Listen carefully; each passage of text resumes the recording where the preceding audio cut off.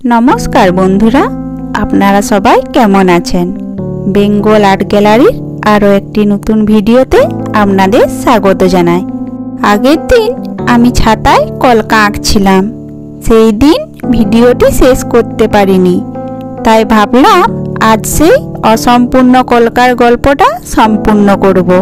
এই ছাতায় প্রতিটা জায়গায়, প্রতিটা রেখায় আমার নিজের মনের গল্প লুকিয়ে আছে।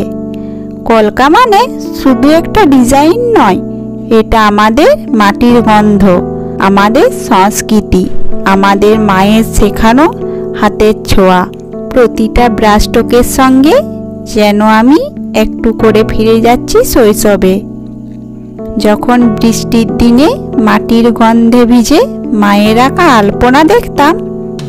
আজ সেই স্মৃতিটাকেই ফুটিয়ে তুলেছি এই ছাতায়, রঙে, রেখায়, ভালোবাসায়।